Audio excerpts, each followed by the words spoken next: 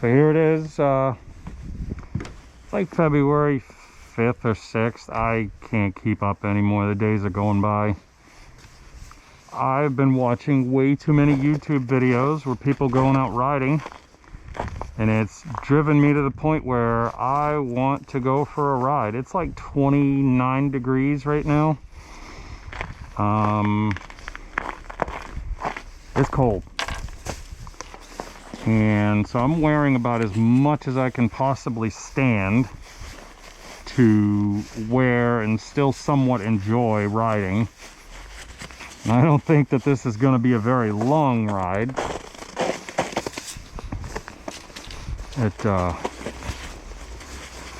We'll see here.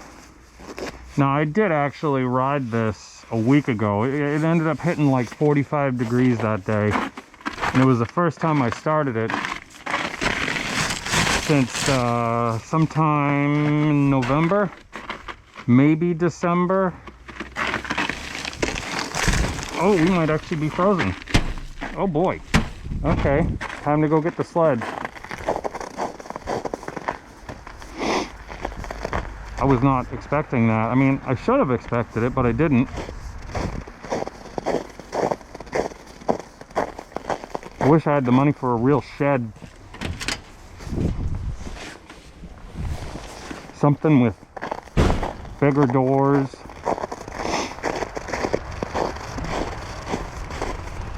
Something I could get off the ground a little bit.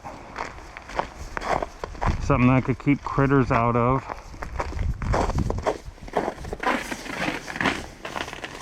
Yeah, one good hit is all it took. Now let's see if I don't rip it. Boy, is that ice heavy. Makes it hard to grab with gloves.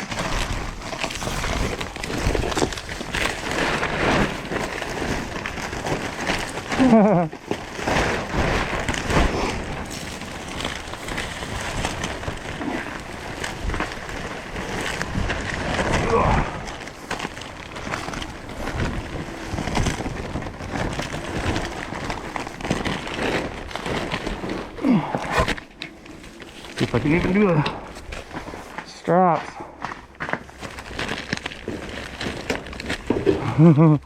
We might be trusting that one strap to hold. I don't know if you can see that. Alright. Oh, the wife's bike.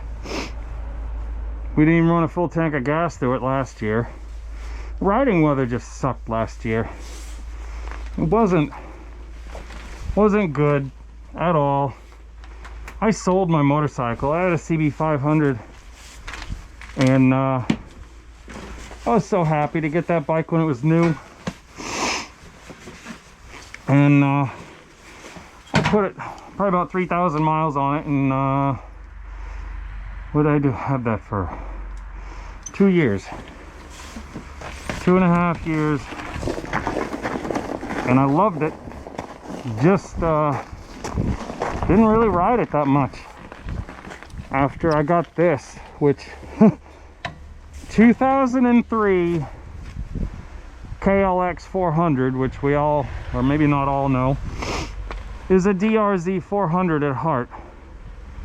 And when I got it, it didn't have any of the correct decals or plastics, so I bought all new plastics and got some decals that are trying to get the point across that this is a drz400. I've got Suzuki yellow paint to do the tank with, and my decals are already starting to peel. I'm not real good at that kind of stuff, but for this thing being 21 years old and its biggest use is off-road riding with some street riding to work, it's overall, it's more fun to me than my CB500 was. And that might sound strange, but the CB500 was not by any means violent. When you got on the gas, it didn't sound like it was trying to kill you. It wasn't loud. Granted, I could have changed that. It just didn't have that reaction that that this bike does. You know, the 400 single, not the biggest singles, but it's fun.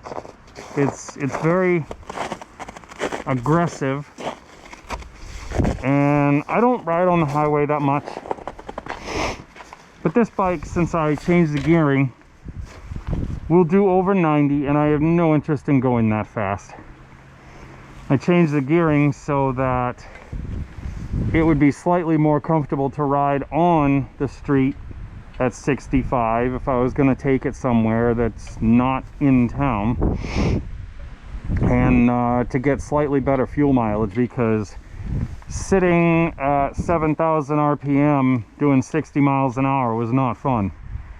I mean, as it is, the bike's top speed with those gearing, well, it's in one of my previous videos. I can't remember what I actually got it up to, but it was way too high for those gears or sprockets. Let's see if I can get at least some gas in here without spilling it everywhere, because I don't want to smell like gas. Realized the last time I rode this, I didn't have a whole lot of gas in it. I had to put it on reserve, and honestly, I was trying to keep it low so when I go to pull the tank to paint it, that I don't have to empty much out of it. It's gonna end up sitting for a little while with a cap off of it and everything, so that it will dry out and I can bring it to work and paint it there, and it won't stink up the garage.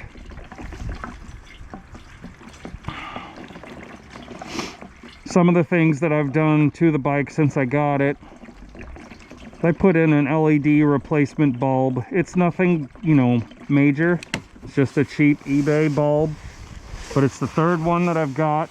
You know, I've had them in other bikes, and it puts out enough light for me at night that I don't really need more, and it substantially reduces the current draw on the electrical system. It's such a small bulb that it's one of those ones that doesn't even have a heat sink, so you know it's not crazy high wattage.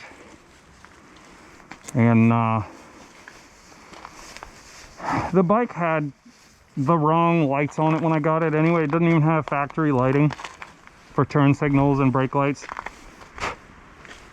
So I'm actually going to 3D print a mold for custom LEDs back here, and it's probably only going to be about this wide instead of this wide, but the LEDs are going to be 10 watt, real honest to goodness 10 watt LEDs, front and rear, so it might not even have hyper flash when I finally get those on there, because right now hyper flash drives me nuts. I'm not putting resistors in it just to slow it down and generate heat for no reason. Some of the other things that I've done was I put on heated hand grips. Now, I didn't use the controller that came with those because it's very sensitive to voltage drop, and a lot of times it just shuts themselves off if the voltage drops too low, and I hate dealing with it. I've got it on the four-wheeler and it drives me nuts. So I just put it on a toggle switch, and so they run full bore whenever they're turned on. And honestly, unless it's the summertime, they are not too hot to hold on to. They run just enough to take the edge off in the wintertime, and in the summertime it feels good. Even when it's like 50-60 degrees, feels good. Now, I put a 2-position switch here. You can turn it up and it will run the cooling fan, because the thermo switch apparently has died, and this bike will hit 225 degrees when you ride too slow, and that includes getting stuck in traffic. So I figure down for the heated grips, up for the fan. You're never going to need both at the same time, and it immediately keeps you from running too much electrical draw on the system at idle or whatever. So The other upgrade, I've already done it once. I ran it for a little while as a lithium battery. No, it was a custom made one. It was not one that you went out and bought. It didn't fit in the thing. It was just to see how well the bike reacted to being run on lithium, and it was so good. It starts easier, it's lighter weight. So I'm going to 3D print a new battery box for back here. I think I found one online that I can maybe just modify, because I'm not so good at designing things, but I can take things and adapt them to what I need them to be. And hopefully I can get something that'll hold a decent sized battery. I mean, the batteries that I'm planning on using, I've tested, and it starts my Tundra. So I think it's got enough power to start the DRZ. Now let's see if I can pull the choke lever here. 2 fingers, because my gloves are too fat. I'll put it on prime just because I don't remember if I ran it almost out of gas or not last time. We'll let that fill the carburetor. And I'll put it back to on so I don't forget. I am still using the vacuum driven petcock. It works fine. I don't have any issues with it. I have no idea if it's original or not. I have no idea the history of this motor. I don't even know how many miles are on the bike, because when I got it, it had this vapor speedometer unit, which I do like a lot. It was put on here originally with some flimsy plastic bracket that broke off in a very short amount of time. So I took some steel, and because I can weld and cut and everything, and I made a bracket that holds the vapor, the factory indicators. I got room for another switch for like auxiliary lighting or whatever. I have 2 ram ball mounts, one's for my phone, one's for another camera I run sometimes. I have this Pelican. It's a pistol case, but I don't obviously keep firearms. I keep, a basic first aid kit and a little bit of wire, a little bit of stuff here and there, tape. I got a tiny little bungee cord, some lube for the chain, because it's an X sealed chain or whatever. That's on there just with some steel brackets. That's pretty rugged. I've never had to worry about that coming off. It's a little cumbersome when you're trying to go down a real steep hill. You will back your butt into it trying to balance, but otherwise it's pretty damn near waterproof, which I like. All right, enough blabbing. Let's see if it goes. Now, one of the tricks that I found when starting this thing, when it's below 20, it almost doesn't start when it's this cold. Now, full choke is already on. We're in neutral. I cover the exhaust and it starts easier, and I don't really understand why. I think it just keeps the fuel in the cylinder a little bit longer when it's turning over, but we'll see.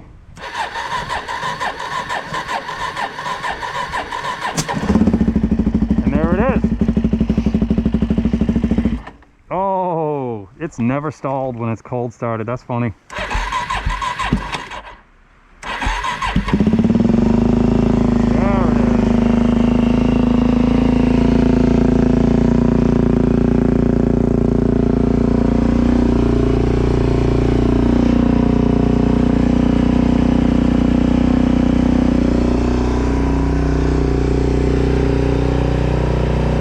Are gonna think I'm nuts, but they probably already do anyway.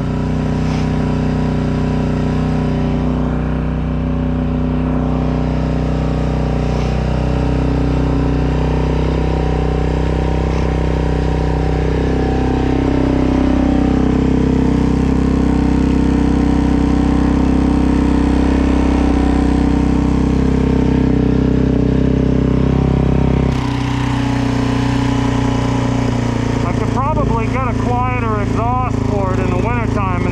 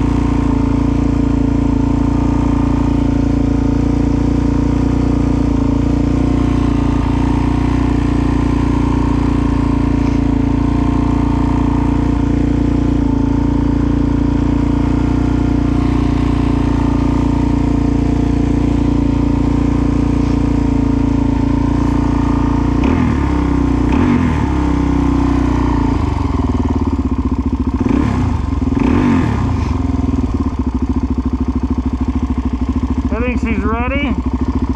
Almost 80 degrees. See if I can dump it on the ice.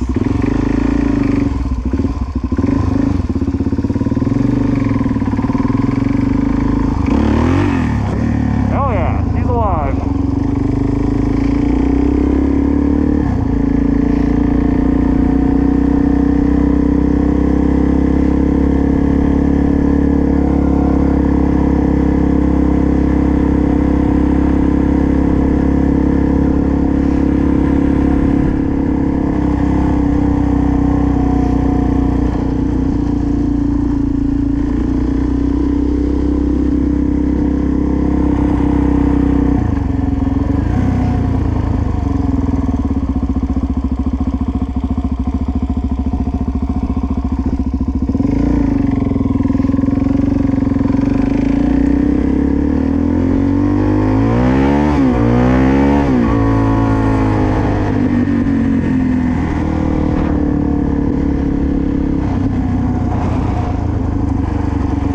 Much more fun to ride than the CB was.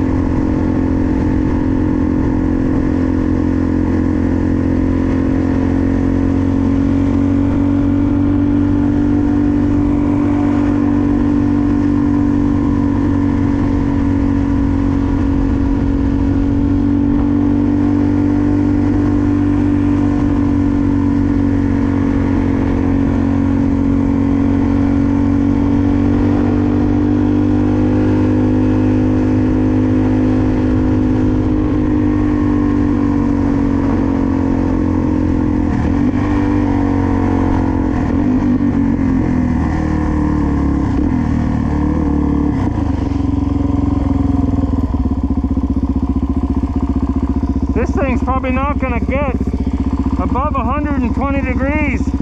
It's just too cold, and I don't think the thermostat's closing up right.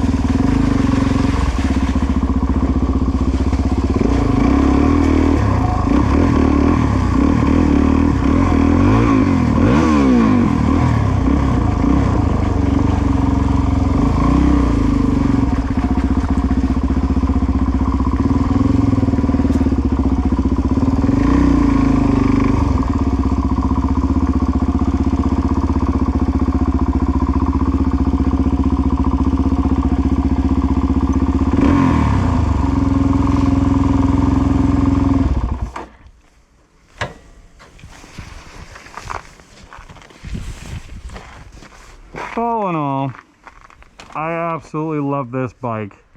I bought it as a replacement for an XR400 that I had years ago. And it's kind of one of those bikes that I thought I would hate. I've seen people talk about the drz400. There was this, oh, it's only got 5 gears, it sucks on the road, it's carbureted, it's old design, it's not, you know, it's not going to keep up with 450s and your 690s and 500s and all that. And you know what? I've had the greatest luck with this thing. I've never touched the carburetor, I've never touched the jetting. The only thing I've done is sometimes I'll throw a silencer in the Yoshimura. This all came with the bike. It already had the 3x3 mod done to it. I did put a new front tire on because the original was pretty beat up, out of round and worn funny. And it runs perfect. In the summertime, it fires up almost without choke every time. And if you're riding off-road, you know, the only time it ever starts hard is when it overheats. Other than that, it is perfect. It fires on the first compression stroke every single time you start the thing hot. There's no issues with it. It doesn't use oil. Admittedly, I have not changed the oil yet. I've had it, this is my second winter. You can, you know, flame me for that all you want. Every time I check the oil, it's nice and clean. And I might have 500 or 600 miles on this bike since I got it. But it doesn't burn oil, doesn't use oil. I've checked it. I've added a tiny little bit to it on occasion. Just, you know, for whatever reason. But I can't believe how much I like this bike. You know, I was holding out for a CRF 450. At some day in my life, I was hoping to be able to afford to get a 450. I think I would have hated one of those bikes because of their stalling issues at low speed, unless you spend even more money on tuning and this and that. And now granted, this one is not immune to stalling at slow speeds, but you've got to be really going slow for this to stall. I don't know, I love the bike. I really do. It made me completely forget about my CB 500 pretty much from day one, which is sad. Every time I rode the 500, it felt heavy, which it was like 440 pounds. This is heavy, don't get me wrong. It's like 300 and probably 320, maybe more, I don't know. It weighs more than my buddy's KTM 690, which I have ridden, and that thing scares me to death. I have no use for more than the power this bike has. This is very comfortable. It's probably too soft for most people, but I do a lot of sit-down riding when I can. I'll stand up when I'm going over really rough stuff, but otherwise I sit a lot, which is counterintuitive to most people who ride off-road and enduro. But it takes it, and it does it well enough. You know, it's my perfect bike. The only thing I wish that was maybe updated, would I want fuel injection? I would love it. Does it need it? No, I guess it doesn't. You know, the only thing that I really wish that it was just cleaner. It's not crazy dirty, but it's worn. I mean, that's 21 years of neglect, probably. It's got an aftermarket skid plate that I can't remove because the bolts are kind of messed up. I need to probably weld a nut onto them and back them out and put new bolts on it. But you know what? I think the bike was $28.50 is what I paid for it. And it's the exact same bike for like 20 something years. Getting parts for this thing is stupid easy. It is the perfect bike for me. I can't believe that I finally found something that I am the pickiest person you'll ever talk to about stuff. Everything's got to be right, or I find a reason to get rid of something. And this is just, it's my dream bike. I always thought the drz400 was my dream bike, but apparently my hips and my knees say otherwise, because kickstarting that temperamental thing is not fun. This factory carburetor, perfect. But anyway, I've rambled again enough that I think I'm going to sign off for now. And if you guys actually watch this thing all the way to the end, I'm impressed. And until next time, hopefully when it's warmer and we don't have any more of this ice and snow on the ground. Bye-bye.